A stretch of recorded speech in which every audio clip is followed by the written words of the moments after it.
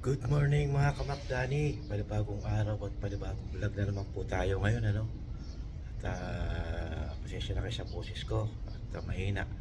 Kasi ang mga tao ngayon dito sa bahay ay ngayon lang natulog, ano? At bago po ang lahat, ngayon po ay March 16, 2026. Ang oras po ay alas 9 ng umaga. Ngayon,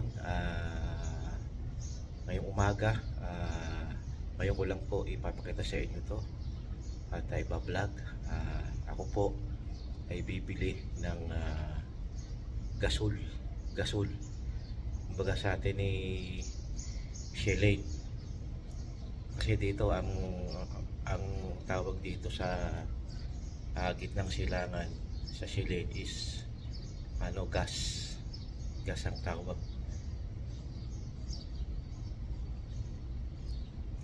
Parang ganun din, di ba? Gasol. Sa ating gasol, ano? Ngayon, ang gasol dito, papakita ko sa inyo, hindi katulad sa Pilipinas na ang gasol ay maliit na punggok. Dito, ang gasol ay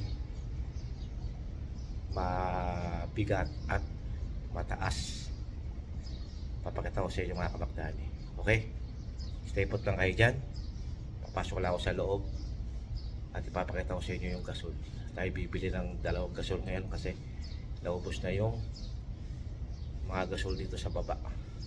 Yung sa amin okay pa sa taas. At meron pang isang stock doon na bago, hindi pa nagagalaw. Kaya ang bibilin muna natin ngayon ay dito sa baba. Ala na, dalawang gasol, empty na. Yung isa, palalagay lang. Kaya pagka hindi tayo nakabili at na-empty yung isa, wala nang magagamit. Okay? At stay put lang kayo dyan. Update lang. Pagpasok sa loob, papakita ko sa inyo yung gasol. Ayan mga kamakdari, yung gasol dito. Tsura ng gasol. Siguro yung sa atin, mataas yung gasol na to, mabigat. Talagang meron sigurong ang bigat ay nasa 20 kilo mahigit o kulang-kulang 30 kilos. Malaki to. Siguro yung sa atin hanggang dito lang siguro. Yan. Hanggang dyan yung sa atin. Pero mo laki yan. Yung sa Pilipinas mga hanggang dyan siguro. Pero, di ba? Oh. Malaki. At talagang kasi dito mga kamakdani, talagang maagang nauubos to. Kasi araw-araw nagluluto mga kamakdani. Pero kung hindi ka ganong nagluluto, siguro aabot to ng mga nasa 2 buwan siguro mahigit. Kung hindi mo ganong gagamitin. Kasi dito talaga sa gitnang silangan, talagang mabilis maubos tong mga gas ng ito. Kasi araw-araw nagluluto.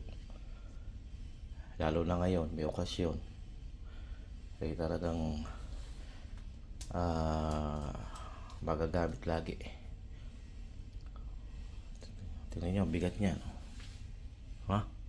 Halos kulang-kulang kalahati yung sukat sa atin eh. At okay, update lang po mga kamakdani. Update ko lang kayo mamaya pag nagdala ako sa bilihan. Okay? Bago tayo bumili, magpapangan muna tayo ng gulong sasakyan. At antabi lang kayo dyan. Okay? Ayun mga kamakdani, bago ang lahat, magpapahit mo tayo ng sasakyan, ano? Ito, pahitin muna natin. Kasi dito ay kailangan mo lang painitin ng sasakyan bago mo paandarin kasi medyo malamig pa dito eh sa Kuwait. At mga siguro natin painitin to, mga 5 minutes siguro. Okay, stay put lang kayo mga kamakdani. Papait lang sa sasakyan. Mamaya ipakita ko sa inyo yung bilihan ng doon, ng gas. Okay, abang-abang lang po. Ayun mga kamakdani, gakarga na natin yung gas. Okay,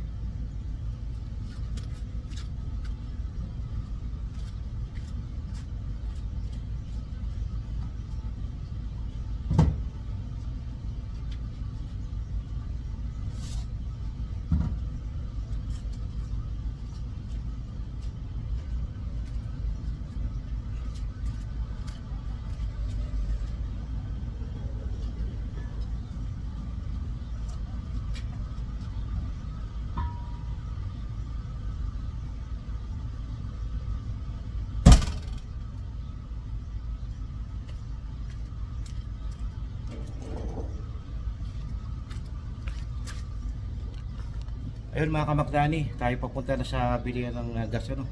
Stay put lang kayo dyan at pupunta tayo doon sa mismong bilihan ng gas, okay? Ayun mga kamakdani, papunta na tayo sa ano, sa pahanginan ng gulong. Tayo magpapahangin muna. At total naman mamaya pa naman bukas nung bilihan ng gasol. Ito ngayon ang sitwasyon dito sa Kuwait. Medyo walang tao kasi ang mga tao ngayon dito ay natutulog. Kasi pag araw ng Ramadan, ang mga tao dito tulog sa araw, gising sa gabi, mga kamakdani. At ayun, habang natutulog ang ating mga amo, tayo ano muna, mamimili muna ng ano, ng gas. Okay.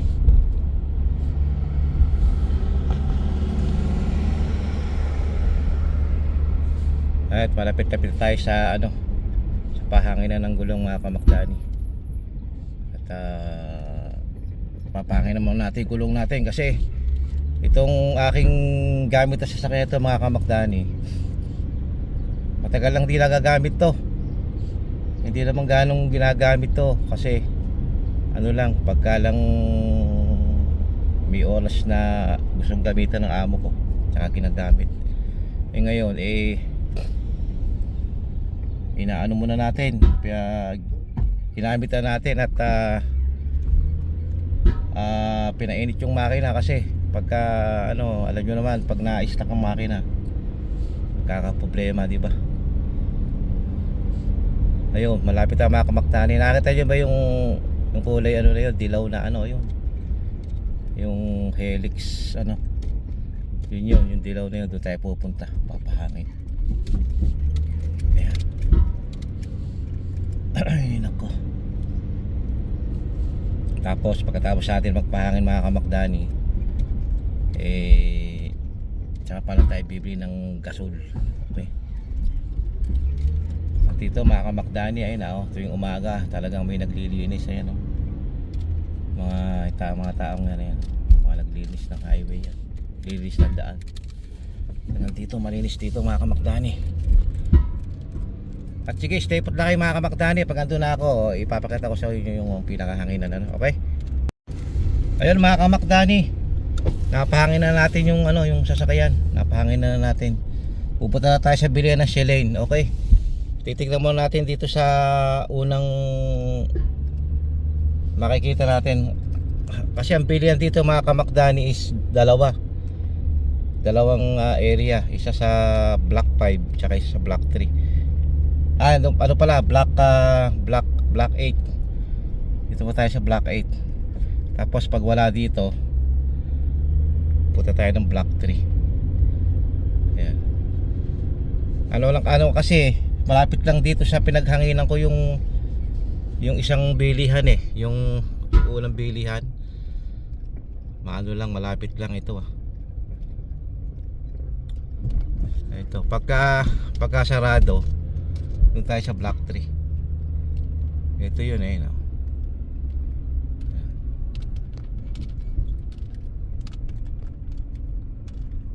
Sarado. Ito yun ito. Ayan. Yan yun. Sarado. Doon tayo sa kabila. Okay. Stay put lang kayo dyan mga kamakdani. Sarado. Ayun mga kamakdani, at papunta na tayo doon sa pangalawang bilihan ano. Doon sa ating pinuntahang una, wala, sarado. Hindi ko lang alam kung ano oras magbubukas yun kasi ang alam ko mga alas 10 9 ano pa naman, 9:20. Habang sarado yung kabila, puntahan muna natin rin pangalawang bilihan ng gasol. Baka bukas na kasi hindi pare-parehas ang ang oras ng bukas bisa na nauna yung ating unang pinuntahan, bisa itong ating pangalawang pupuntahan, di pare-parehas ang bukas. Pagka mga kamakdani, hindi siya Ramadan, at talagang bukas niya alas 8 ng umaga. Ngayon kasi pag may okasyon na katulad na ganito, mga tao, alam niyo naman, puyat kung matulog, hating gabi na, madaling araw na, kaya ang bukas misa ng mga ganyan is tanghali na. Ito, medyo malayo-layo rin to mga kamakdani. Siguro pag mula doon sa ating pinuntahang una, mga 500 meters siguro mahigit ang layo. Hindi ko lang na-i-vlog yung ibang daan. Yan. At sige mga kamakdani, update lang po. Hindi ko sure kung mabibidyohan ko yung yung bilihan, kasi alam niyo naman na minsan bawal dito Okay, abang-abang lang po mga kamakdani. Ayun mga kamakdani, at yun, yung pangalawang bilihan is sarado pa.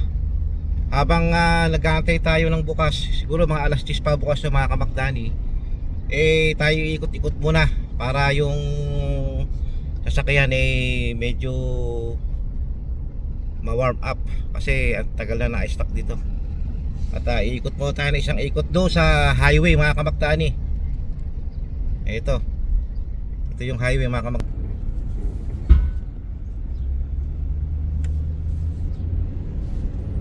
Andun yung highway mga kamakdani, ayun. Ikot tayo doon. Ikot muna natin si Ford. Ano to Ford mga kamakdani. Mga to, old model. Ano yata to? 80s o 70s. Model 70s yata to, kasi talagang medyo na rin medyo old model na rin ang style nito mga kamakdani. Mga 1970 siguro to mga kamakdani, yung gamit kong Ford na to. Ayan, ikot muna tayo sa highway habang nag-aantay tayo ng alas 10. Time check, ang oras ngayon dito sa Kuwait ay 9:30. Kalating oras pa tayo mag-aantay. Mga alas 10 siguro yun, mga alas 10 mahigit.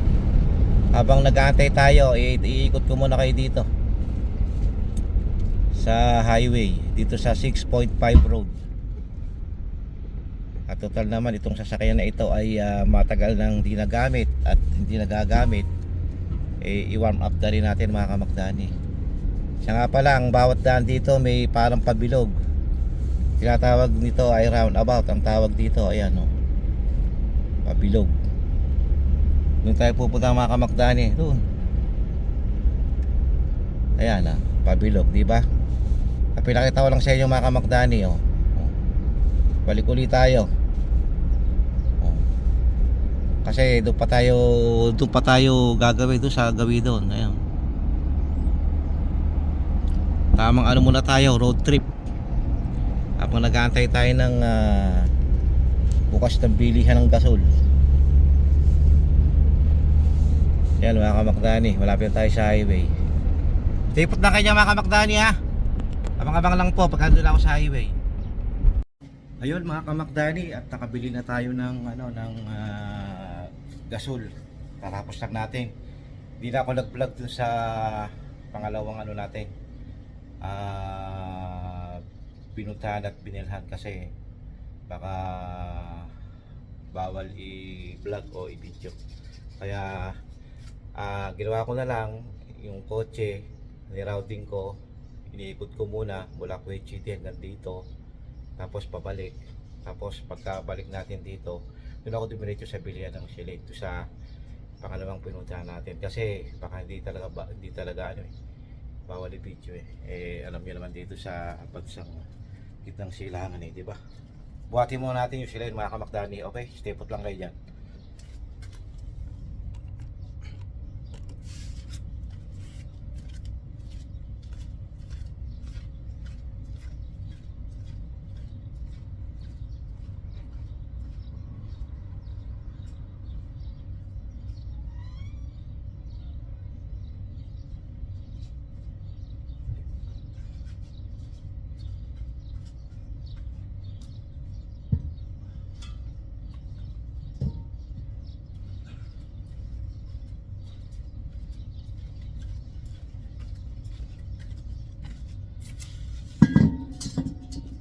Dani, sobra bigat.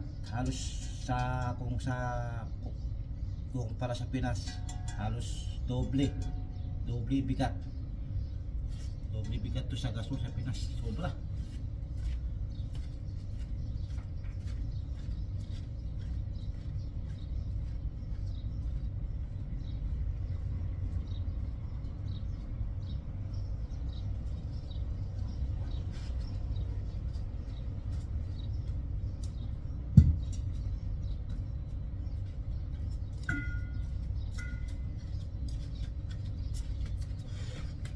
Sobra bigat mga kamakdani. Halos doble. Ayun mga kamakdani, papasok ko muna sa loob. At talagang sobra bigat. Hiningal ako Yan. Napasok na natin mga kamakdani. Para mga kamakdani, ang presyo nitong sila na ito is sa pera dito 750 pills dito sa pera dito. Sa pera sa Pinas, kung ikukumpara mo sa pera sa Pinas, halos 150 pesos lang ang isa. 150 pesos ang isang ganyan. Biro nyo, sa Pinas magkano? Wala 1,000. Dito 150 pesos lang ang isa. Yang isang pirasong gasol na yan. Ay nako. Sige mga kamakdani, hanggang dito na lang ang video ko. Hiningal ako dun Mabigat talaga mga kamakdani. Halos doble ang doble ang bigat. Kung susumahin, halos doble bigat dito. 2 siling sa Pinas, 1 siling dito. Okay, hanggang dito mga kamakdani. Maraming salamat. Nakaabot kayo sa una tuloy na aking video. Pagpasensya na aking video ngayong araw na ito. At abang-abang lang po sa mga susunod kong vlog. Thank you. God bless all. I love you all. Ingat tayo palagi. Hihingal pa ako. Maraming salamat. Bye bye.